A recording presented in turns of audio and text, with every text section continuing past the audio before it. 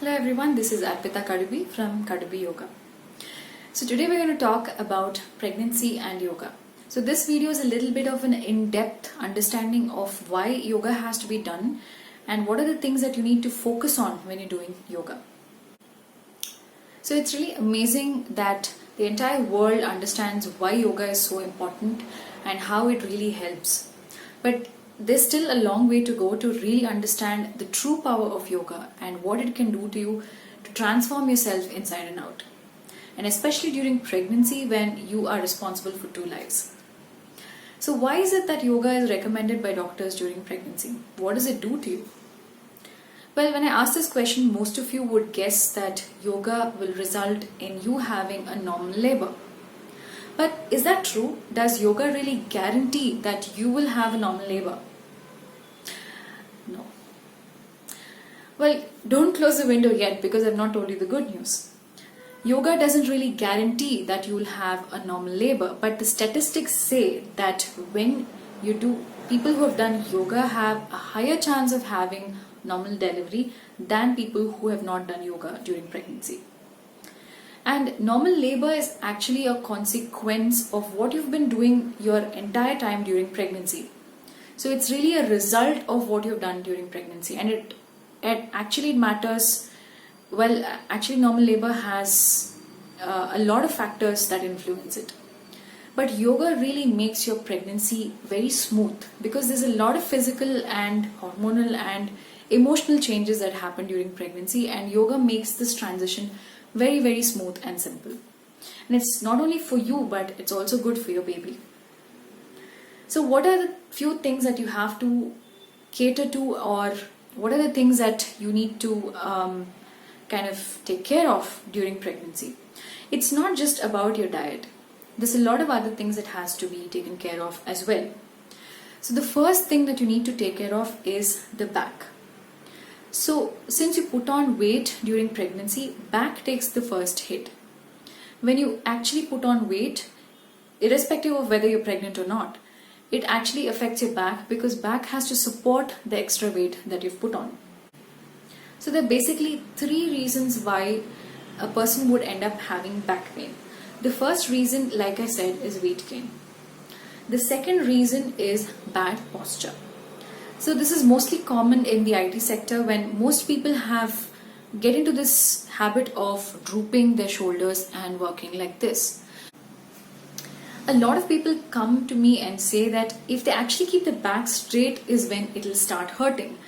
But the truth is, if you practice keeping your back straight, that itself is an exercise because your muscles have to kind of work to keep you in that position.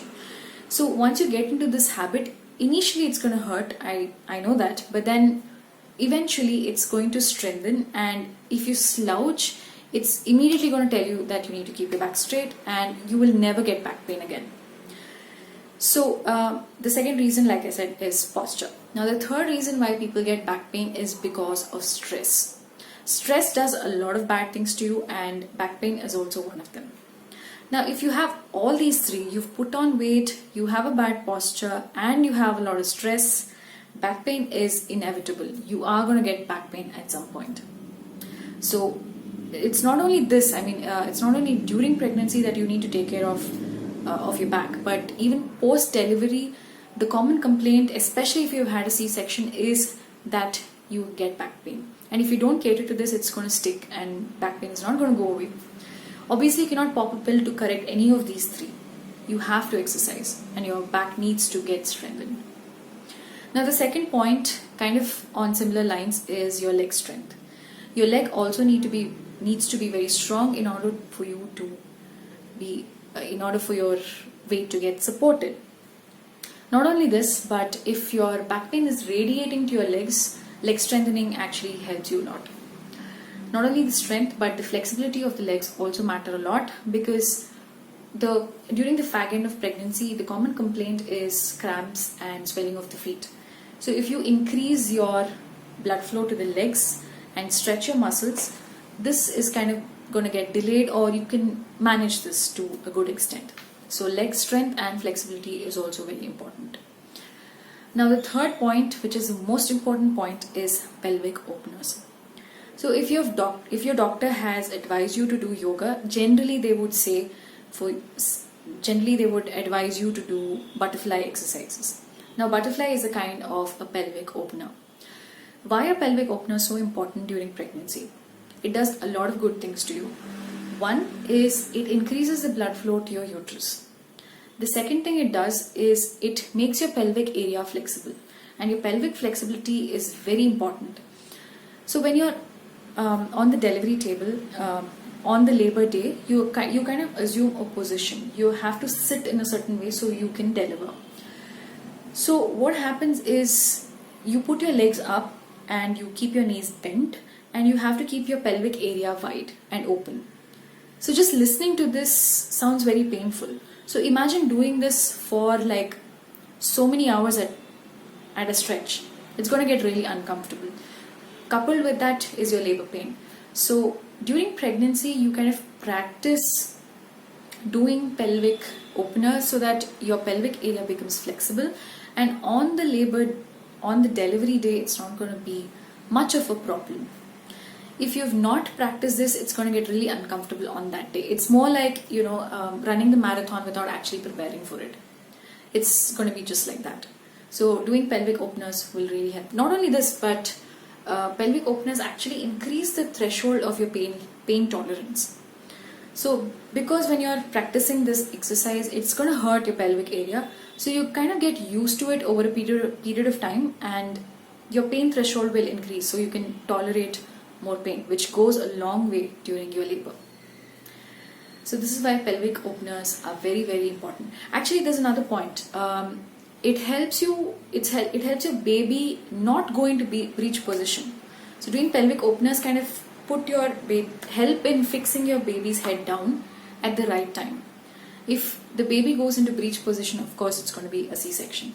So these many benefits are there for pelvic openers.